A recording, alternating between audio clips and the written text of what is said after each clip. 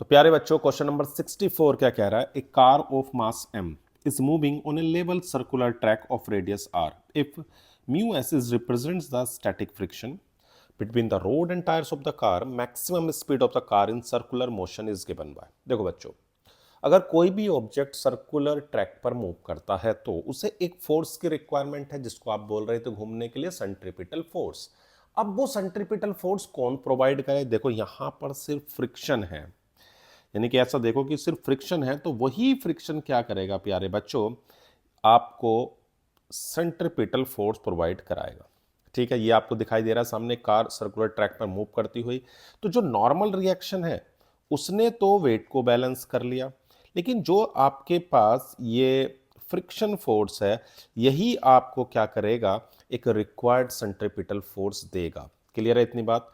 अब अगर वो फ्रिक्शनल फोर्स फ्रिक्शनल फोर्स बड़ा है, देखो फ्रिक्शन फोर्स का सेंट्रीपिटल फोर्स से बराबर या बड़ा होना जरूरी है, अगर कम हुआ तो नहीं होगा। सपोज करो ये आप कोई चीज़ खरीदने जाते हो और आपके जेब में 100 रुपीज़ है, तो सीधी सी बात है, अगर आपकी जो सामान आप खरीदने गए हो अगर वो 100 रुपीज़ या उससे कम है तभी तो आपको मिल पाएगा। ठीक कहानी यहाँ भी ऐसी है कि जो सेंट्रीपिटल फोर्स है वो आपका रिक्वायर्ड, वो क्या नाम, जो फ्रिक्शन फोर्स है वो आपको रिक्वायर्ड सेंट्रीपिटल फोर्स दे रहा है। तो फ्रिक्शन फोर्स की वैल्यू बड़ी या इक्वल होनी चाहिए किसके? सेंट्रीपिटल फोर्स के।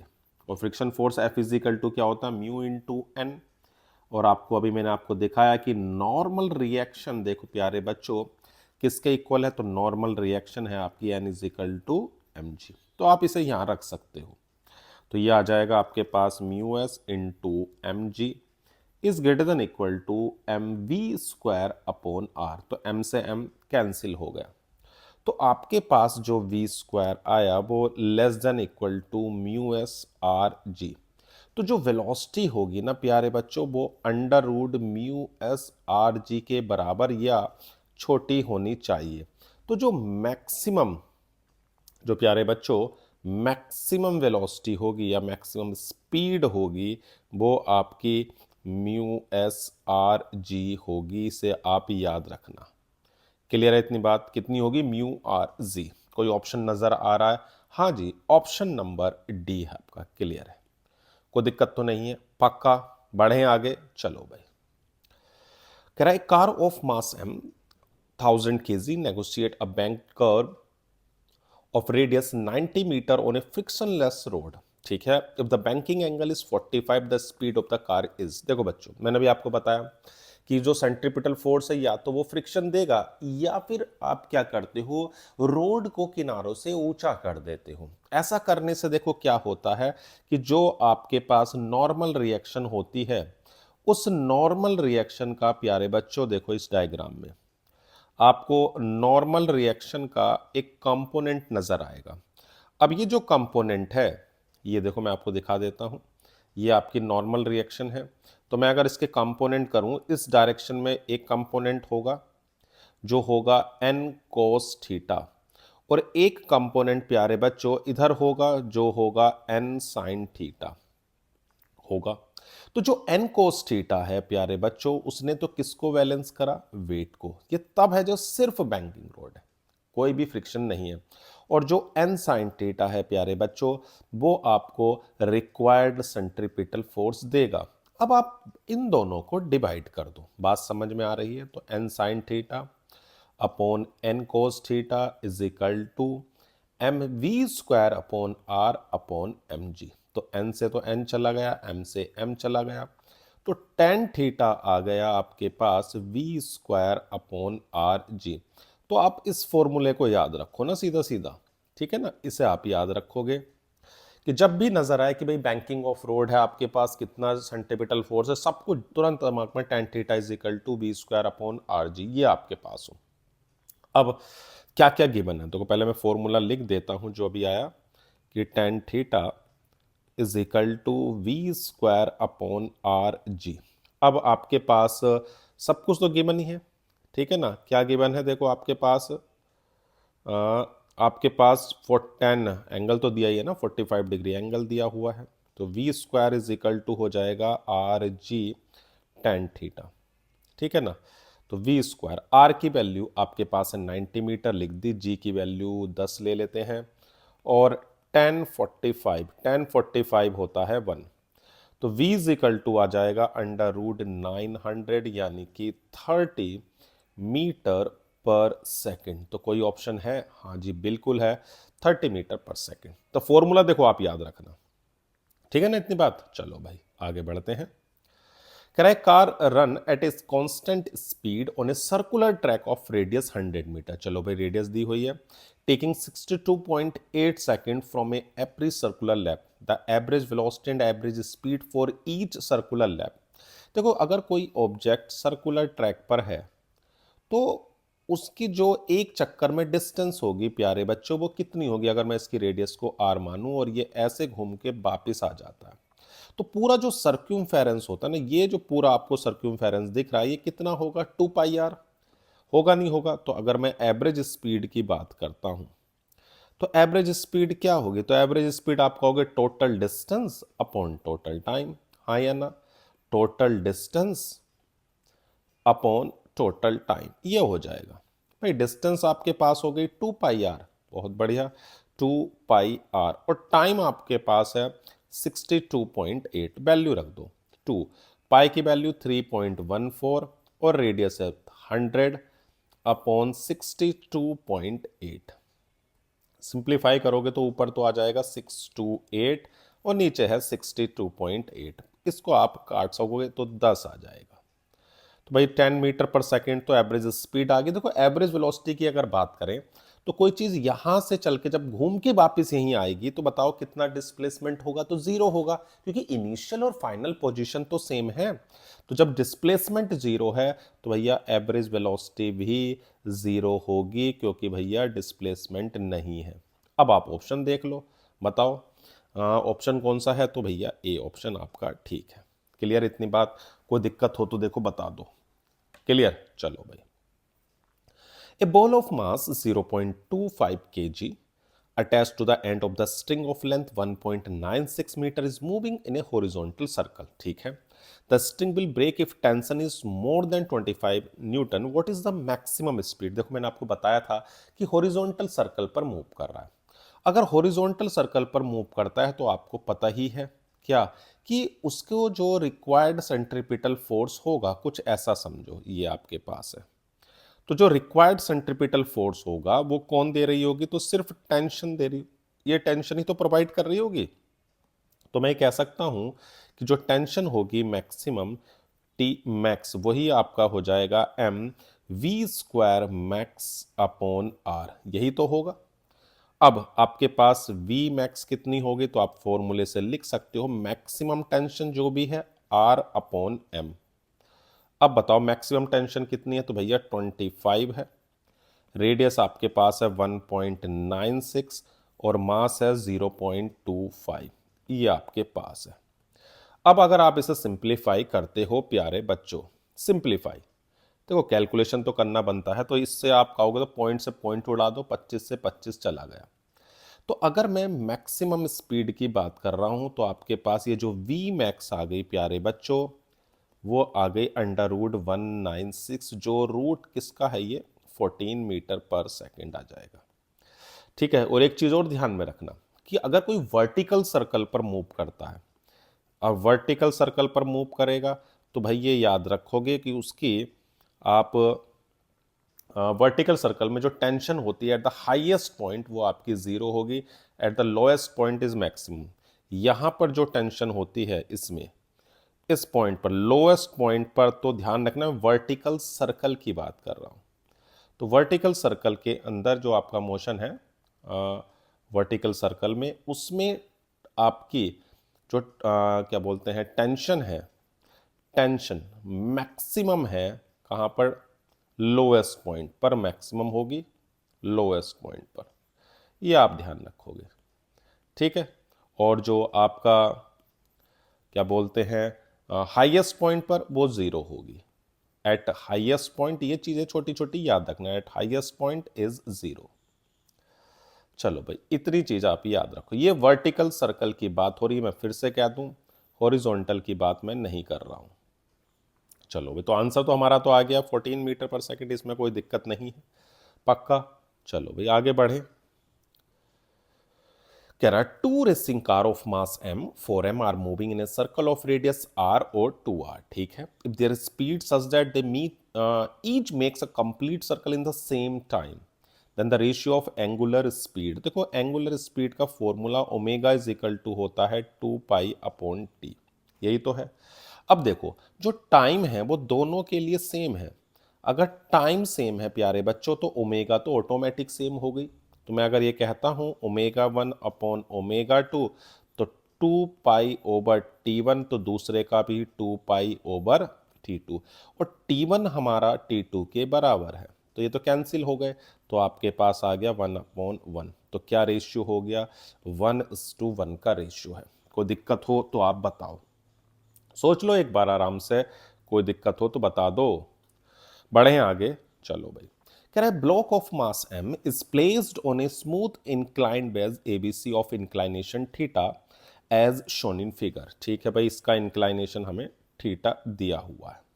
The base is given an acceleration a towards right.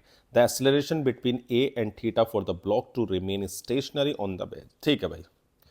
Relation हमें निकालना है। देखो बच्चों, अगर हम इसे इधर लेके जा रहे हैं इससे, तो इस ऑब्जेक्ट पर जो फोर्स होगा, सीडो फोर्स, वो इस डायरेक्शंस में होगा। देखो ध्यान रखना एक बात का, सीडो फोर्स हमेशा, अब देखो आप बस में हो, ठीक है।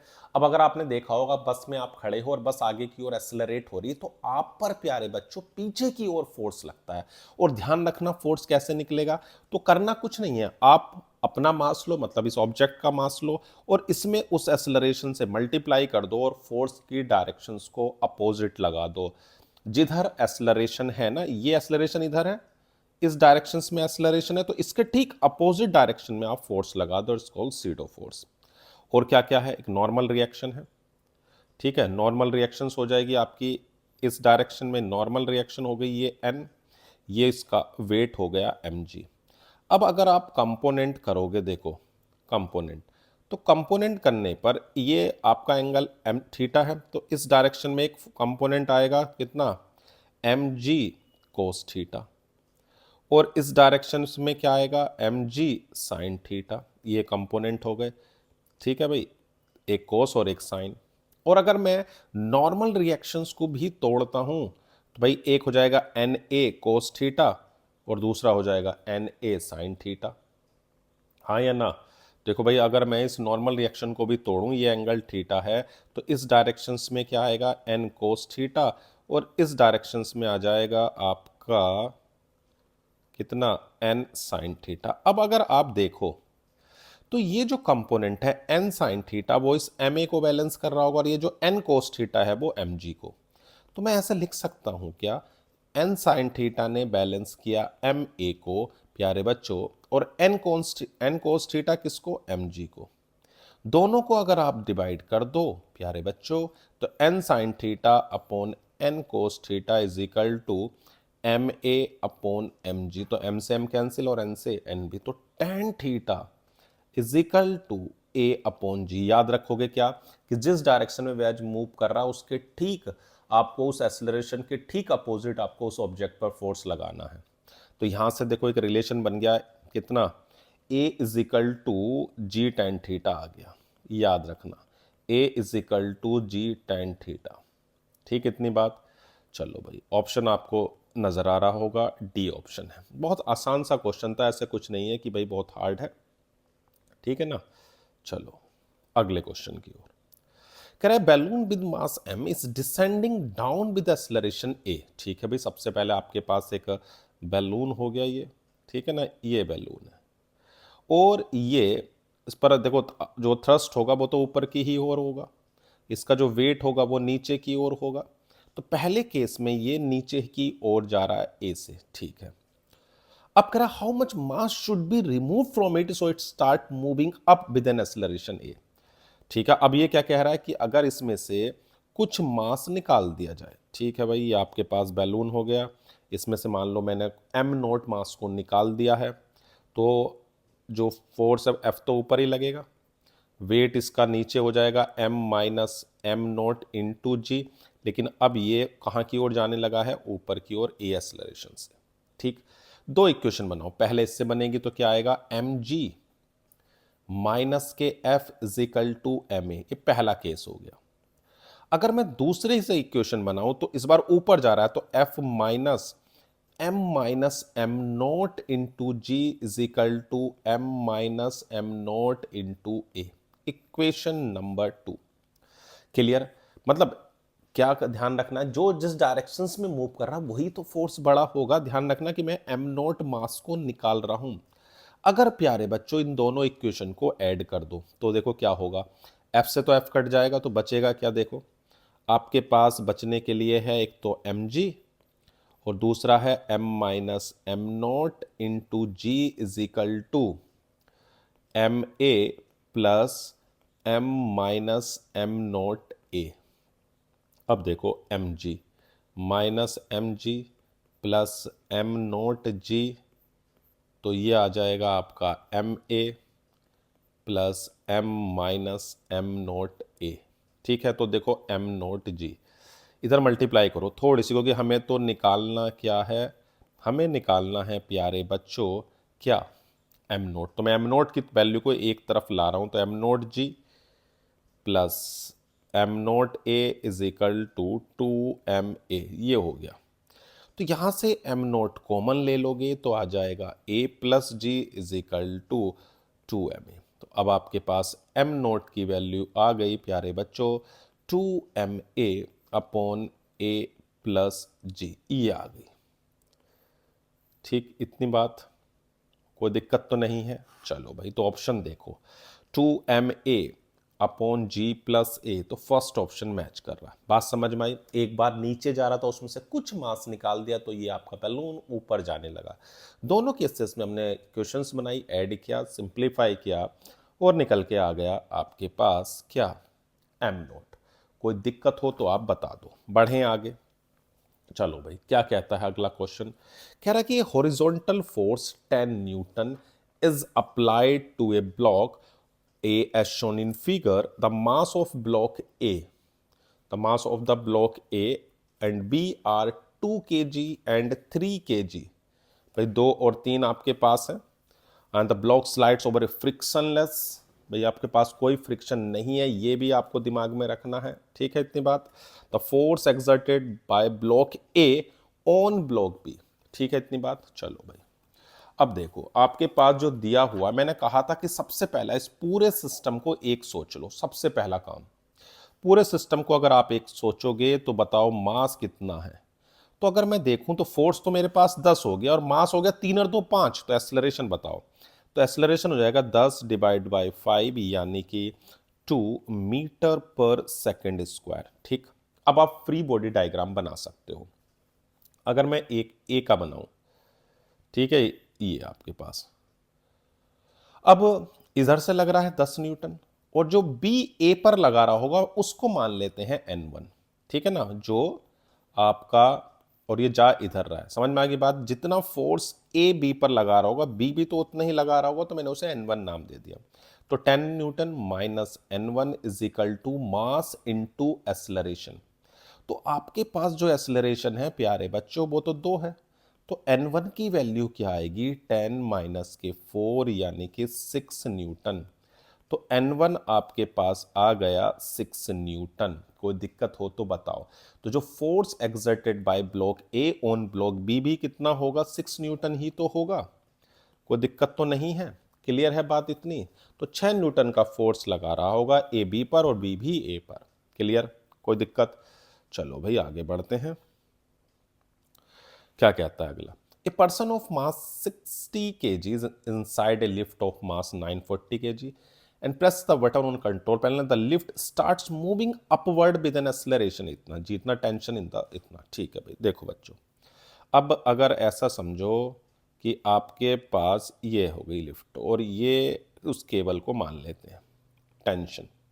ठीक, इसका जो वेट होगा, अब देखो वेट की बात कर लेते हैं। तो पर्सन का जो मास है वो आपके पास है 60 kg और inside a lift of mass 940, तो टोटल मिला के कितना हो गया, देखो मास 940 940 प्लस 60 इंटू जी, और जी की वैल्यू है 10। चलो भाई ये हो गया इतना। और ये ऊपर की ओर जा रहा है, किस एक्सेलरेशन से जा रहा है? The lift starts moving upward with an acceleration 1 metre per second square, इससे जा रहा है। चलो भाई, तो आपके पास कितना आएगा? टी माइनस 940 प्लस 60, ये आपका हो गया कितना? ये प्यारे बच्चों आपका हो जाएगा 1000 हो जाएगा, 1000 और 10, 10,000 हो गया, इजिकल टू 1000 इंटू एक्सलरेशन है 1। तो टेंशन आ जाएगी 10,000, तो ये हो गया प्यारे बच्चों, प्लस 1,000 ये, तो 10 और 1 11,000 आपका आंसर हो गया। क्लियर इतनी बात? ठीक। और नहीं तो देखो, आप डायरेक्ट भी याद रखोगे, मैंने आपको बताया भी था कि जब भी ऊपर की ओर मूव करेगी तो टेंशन सीधी याद रखो एम जी प्लस ए, और नीचे की ओर मूव करेगी तो भैया जी माइनस ए। क्लियर इतनी बात?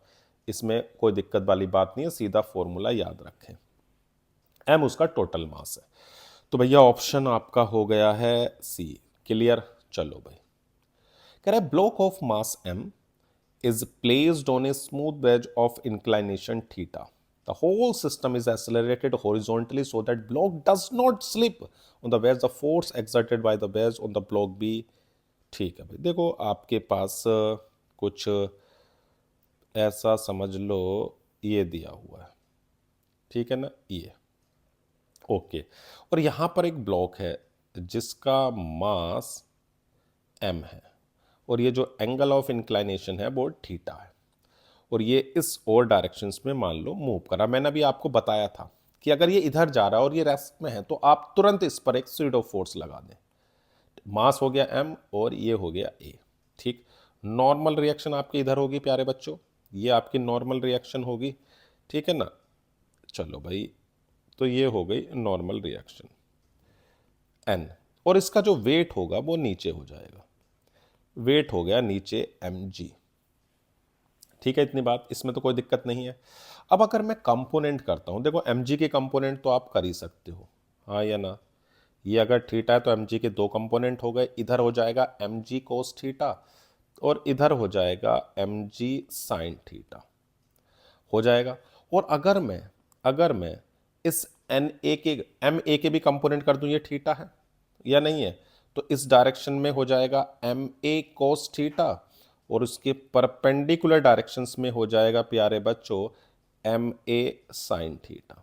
ये कंपोनेंट हो गए। अब देखो, जो एम ए कोस थीटा है उसने तो चलो बैलेंस कर लिया किसको? एम जी साइन थीटा को, तो एम से तो एम कट गया, तो ए आ गया g sine theta upon cos theta.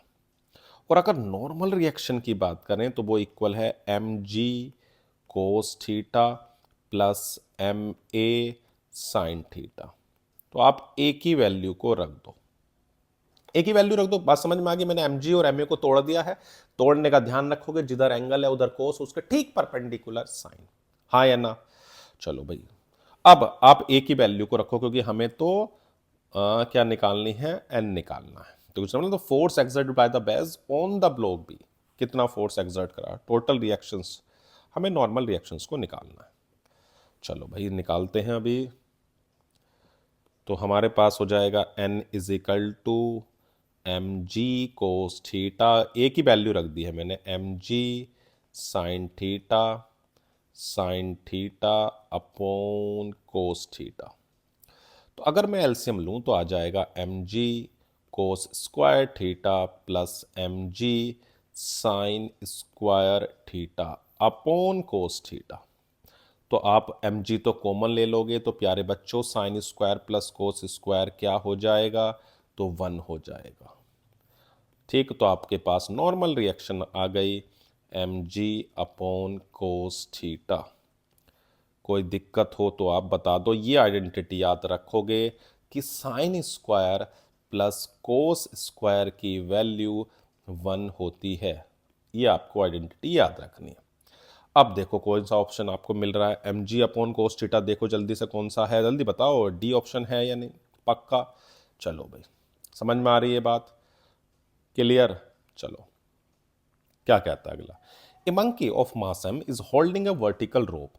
The rope will not break when a mass of 25 kg is suspended from it, but it will break if the mass exceeds 25 kg. What is the maximum acceleration with which the monkey climb up along the rope? ठीक है भाई, हम मान लेते हैं कि भाई जो टेंशन है वो आपके पास टी है। ये तो है, उसने तो ये तो बोला है कि मैक्सिमम जो है वो भैया 25 केजी तक ही कर सकती है। अब ऐसे समझ लो, ठीक है। अब टेंशन होगी हमारे पास इतनी, तो हमारे पास फॉर्मूला छोटा सा ही होता है। देखो अब ऐसे समझो आप, कैसे, ये मान लो मंकी है, ठीक है ना, ये ओके, ये रख लेते हैं, ठीक।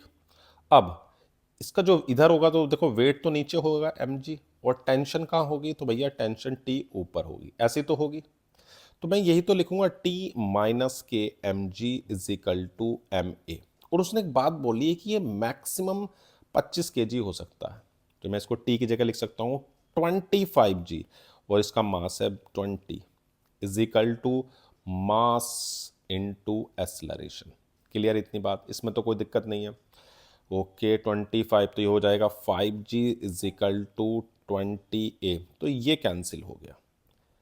तो आपके पास a इज इक्वल टू आ गया g/4, यानी कि 10/4 मतलब 2.5 metre per second square. Clear बात इतनी, तो सिंपल सा फॉर्मूला था कि भाई tension t is equal to T minus M G is equal to M A, और उसने बोला है कि मैक्सिमम जो है वो 25 हो सकती है, ठीक है ना। तो हमने उसका मैक्सिमम एक्सेलरेशन निकाल दिया उस मंकी का, जब वो ऊपर की ओर जा रहा। कोई दिक्कत हो तो बताओ, पक्का बढ़े आगे। देखो जल्दी सोच लो, वरना तो हमें आगे बढ़ना है। ठीक है भाई, क्या कह रहा है, ए मास एम, ठीक, is placed on a very smooth wedge resting on a surface without friction. Once the mass is released, the acceleration to given the wedge so that m remains at rest is where। देखो अगर मैं इसको, इस veg को पूरे को इस और एक्सेलरेशन a से लेके जाता हूं, तो मैंने बताया था कि इस पर एक शीडो फोर्स लगेगा जो होगा एम ए। होगा, होगा नहीं होगा, उसका जो मास होगा उसमें आप एक्सेलरेशन ए से मल्टीप्लाई कर दो, ये हो गया। और इसका जो वेट होता है प्यारे बच्चों, वो किधर लगता है, वो नीचे लग गया एम जी, ठीक है ना, इसमें तो कोई दिक्कत नहीं है। अब मैंने आपको दिखाया था कि जो नॉर्मल रिएक्शन होगी वो ऐसे होगी। अब आप चाहो तो नॉर्मल रिएक्शन के कंपोनेंट कर दो, या आप इसके कर दो, आपकी इच्छा है। मैंने आपको दोनों तरह से समझाया। ये थीटा है, तो इस डायरेक्शन में हो जाएगा एन कोस थीटा, और प्यारे बच्चों इस डायरेक्शन में हो जाएगा एन साइन थीटा। तो जो एन कोस थीटा है, ठीक है ना, एन कोस थीटा, वो किसको बैलेंस कर रहा होगा, वेट को। और जो एन साइन थीटा है वो किसको कर रहा होगा, एम ए को। ठीक है, आप क्या करो, दोनों को डिवाइड कर दो। तो डिवाइड करोगे तो आएगा N sine theta upon N cos theta is equal to M A upon M G. तो ये कैंसिल हो गया, साइन अपॉन कोस टेन हो गया, तो ए इज इक्वल टू आ गया जी टेन थीटा। ठीक है इतनी बात। तो आपको जो एक्सेलरेशन देना पड़ेगा वो आपको लेफ्ट में देना पड़ेगा, और उसकी जो वैल्यू होगी वो जी टेन थीटा होगी। तो ऑप्शन आपका कौन सा हो गया प्यारे बच्चों, ए। कोई दिक्कत तो नहीं है, पक्का हो तो आप बता दो। बिल्कुल, चलो भाई बढ़ते हैं। कह रहा monkey is descending from the branch of a tree with constant acceleration if the breaking strength of the branch is 75% of its weight of the monkey. Okay, the minimum acceleration with which monkey can slide down without breaking the branch। ठीक है भाई, नीचे की ओर आ रहा है, यानी इसका जो वेट होगा, अभी मैंने इक्वेशन लिखी थी M ji minus T is equal to mass into acceleration. जो टेंशन है ना प्यारे बच्चों, उसने बोला है 75% है उसके वेट का, 75% ऑफ इट्स वेट मतलब M ji is equal to mass into acceleration. तो आप चाहो तो उसको उड़ा सकते हो 25 से, ये 3 और 4 एलसीएम लोगे तो आ जाएगा 4 M ji minus 3 M G upon 4 is equal to mass into acceleration. तो 3 ये तो कैंसिल आपका चला जाएगा, कितना बचेगा, M G divide by 4 is equal to mass into acceleration. तो ए की वैल्यू आ गई जी बाय 4। ठीक, इतनी बात, कोई दिक्कत तो नहीं है। बहुत आसान सा क्वेश्चन है, ऑप्शन आपको नज़र ही आ रहा होगा, ठीक है ना। कोई दिक्कत हो तो देखो आप बता दो, बढ़िया से सब कुछ समझ में आ रहा है। बढ़े अगले क्वेश्चन की ओर, देखते हैं नेक्स्ट क्वेश्चन। तो प्यारे बच्चों, क्वेश्चन नंबर 77 क्या कह रहा है? A bob is build in a horizontal plane by means of steering with an initial of speed of omega, omega दी हुई आरपीएम, ठीक है। The tension in the string is t, the speed becomes 2 omega while keeping in the same radius, the tension in the string. Okay देखो भाई, आपको अगर कोई भी हॉरिजॉन्टल प्लेन में सर्कुलर पाथ है, मैंने आपको बता रखा है कि जो भी उसकी टेंशन होती है वही प्यारे बच्चों आपको रिक्वायर्ड सेंट्रीपिटल फोर्स दे रही है, हाँ या ना बताओ, दे रही है नहीं दे रही है? अगर आप इसको इस तरह से घुमा रहे हो तो जो टेंशन होगी टी, वो हो जाएगा सीधा सा formula M R omega square. आपने फॉर्मूला पढ़ा था किसका? सेंट्रीपिटल का फॉर्मूला क्या पढ़ा था बताओ जल्दी से? तो आपने पढ़ा था M we square upon R, और वी जी की जगह पर आर आर ओमेगा भी रख सकते हो, तो ये आ जाएगा एम आर ओमेगा स्क्वायर। इसे भी याद रखो। अब उसने क्या बात बात बोली है कि भाई जो नेक्स्ट वाला है उसमें टेंशन कुछ हो गई है और उसकी जो एंगुलर वेलोसिटी है वो 2 ओमेगा है, तो हमने टेंशन को टी डैश ले लिया, एम आर ओमेगा की जगह पर 2 ओमेगा रख दिया, इक्वेशन नंबर 2, ठीक। दोनों को डिवाइड कर दो तो टी अपॉन टी डैश हो जाएगा M R omega square, M R ये हो जाएगा 4 ओमेगा स्क्वायर, तो एम आर ओमेगा स्क्वायर चले गए, तो टी डैश की वैल्यू प्यारे बच्चों कितनी हो गई है? तो 40। अब बताओ कौन सा ऑप्शन आपको नज़र आ रहा है? तो भैया 77 का हो गया थर्ड। कोई दिक्कत हो तो बताओ, नहीं है? चलो भाई बढ़े आगे। Two masses as shown are suspended from a massless pulley. Calculate the acceleration of 10 kg mass when a mass are left free. देखो बच्चों, ऐसा क्वेश्चन मैंने आपको कराया था, तो एक बार आप खुद से ट्राई करें। अब देखो मास कौन सा ज्यादा है, पहले ये देखो तो 10 kg ज्यादा है, तो ये नीचे और ये भाई साहब ऊपर आएंगे सेम एक्सेलरेशन से। फ्री बॉडी डायग्राम देखें तो इसका वेट नीचे 10g, भैया टेंशन टी, ठीक। अब इसकी टेंशन ये हो गई टी और इसका वेट हो गया mg।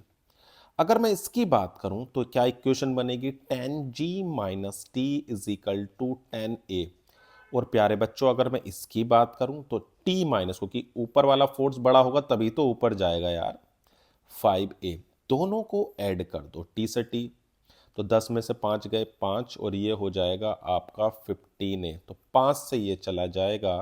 तो प्यारे बच्चों a की वैल्यू आ गई है g/3। कोई दिक्कत हो तो देखो बताओ, g/3 कौन सा ऑप्शन है? तो भैया बी ऑप्शन मैच कर रहा है। कोई दिक्कत होनी नहीं चाहिए, बहुत ही आसान सा क्वेश्चन है, बहुत आसान। चलो भाई बढ़े आगे। A block of mass 2 kg is placed on a inclined surface as shown in figure. The coefficient of friction is mu दिया हुआ है, g भी है, नेट फोर्स पूछा है। देखो बच्चों, अब ये सबसे पहले देखो क्या क्या फोर्स है। इस पर एक नॉर्मल रिएक्शन होगी जो इस डायरेक्शन में होगी, बिल्कुल ठीक है, बहुत अच्छी बात है। इसका वेट होगा नीचे mg। अब अगर मैं इसके कंपोनेंट करता हूं तो देखो ये 30 होगा, हाँ या ना, और वेट इसका आपको 2g भी 10 है तो 20 हो जाएगा। इधर हो जाएगा 20 cos 30, और प्यारे बच्चों इस डायरेक्शन में 20 sin 30। अब देखो जो फ्रिक्शन है वो इधर होगा नहीं होगा, ये डायरेक्शन में फ्रिक्शन होगा, ठीक। अब अगर मैं फ्रिक्शन फोर्स देखूं तो फ्रिक्शन का फॉर्मूला क्या होता है? म्यू इंटू एन, यही तो होता है। म्यू की वैल्यू है 1/√3, और एन आपके पास नॉर्मल रिएक्शन है 20 cos 30, और cos 30 होता है √3/2। √3 से √3 गया, 2 से 20 गया 10, तो फ्रिक्शन फोर्स 10 आ गया। और इस ड्राइविंग फोर्स को भी ध्यान से देखो कितना है, 20 और साइन 30 हो गया हाफ, ये भी 10 आ गया। अब बताओ भाई फ्रिक्शन फोर्स ठीक बराबर आ गया है इसके, तो एफ नेट तो 0 हो गया, हाँ या ना भैया? देखो नीचे की ओर भी 10 है, ऊपर की ओर भी 10 है, तो एफ नेट क्या हो गया? 0। क्लियर इतनी बात कि टोटल फोर्स क्या होगा? तो भैया 0 होगा। कोई दिक्कत हो बताओ? तो ऑप्शन हो गया आपके पास बी। क्लियर? पक्का, बढ़े आगे। चलो भाई, a small block slides without friction down an inclined plane starting from rest. Let Sn be the distance traveled from t n minus 1 to t is equal to n। देखो बच्चों, आपके पास अगर ये कोई एक इंक्लाइंड प्लेन है जिसका angle theta और यहाँ से एक ऑब्जेक्ट आ रहा है, तो देखो अगर ये ऑब्जेक्ट आ रहा है तो आपको ये तो क्लियर है कि इसका जो एक्सेलरेशन होता है वो जी साइन थीटा होता है, वो तो आपको क्लियर है। अब आपने एक फॉर्मूला पढ़ा होगा nth सेकंड में जो डिस्टेंस चलते हैं उसका फॉर्मूला था S N is equal to U plus A by two N minus one, ये आपका फॉर्मूला था। अब इनिशियली तो देखो रेस्ट है तो u तो जीरो है और जो एक्सेलरेशन है प्यारे बच्चों वो जी साइन थीटा है, हाँ या ना।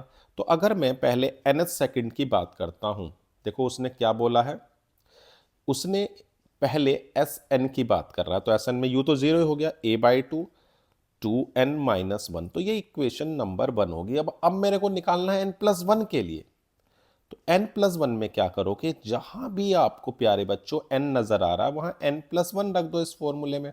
इस फॉर्मूले को आप याद रखोगे, ये फॉर्मूला आपको देता है nth सेकंड मतलब तीसरी चौथी पांचवी सेकंड में जो डिस्टेंस चलता है वो देता है। तो मैंने एन की जगह पर एन प्लस वन रखा, थोड़ा सा सिंप्लीफाई किया, two N plus two minus one. तो प्यारे बच्चों ये एस एन प्लस वन आपका आ जाएगा कितना, a by two N plus one. अब आप रेशियो निकाल दो, s n upon s n plus one आ गया a by two N minus one, दूसरा हो गया a by two N plus one. तो ए बाई टू से ए बाई टू कैंसिल, तो टू एन माइनस वन और two N plus one.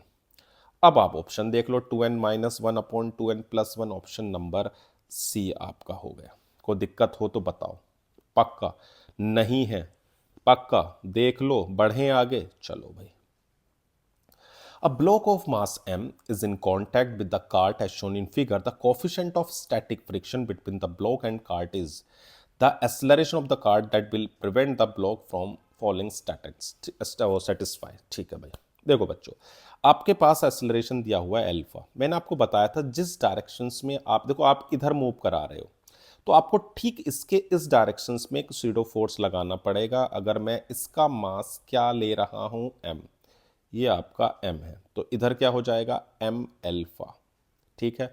Normal reaction इसकी इधर रहेगी n, और जो इसका वेट है प्यारे बच्चों वो नीचे रहेगा और फ्रिक्शन फोर्स ठीक ऊपर रहेगा F, ठीक है।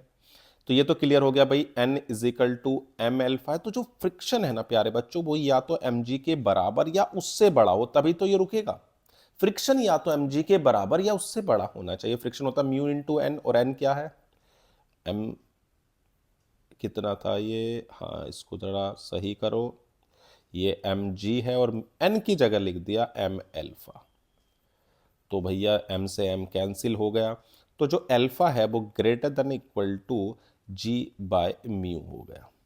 क्लियर हो गई इतनी बात, कोई दिक्कत तो नहीं है। देखो कौन सा ऑप्शन है, तो भैया ऑप्शन आ गया आपका सी, कोई दिक्कत तो नहीं, पक्का। देखो ये क्वेश्चन में समझ में आया, जब भी ऐसा क्वेश्चन आए कि भाई कोई भी ऑब्जेक्ट किसी ऐसे वेज पर या किसी भी कार्ट पर रखा हुआ है जिसका एक्सेलरेशन आपको दिया हुआ है, तो आप तुरंत क्या करें, अगर वो इस डायरेक्शंस में ए एक्सेलरेशन से मूव करा तो ठीक इसके अपोजिट आप एक फोर्स लगा दें जिसको आप नाम दे रहे हो सूडो फोर्स।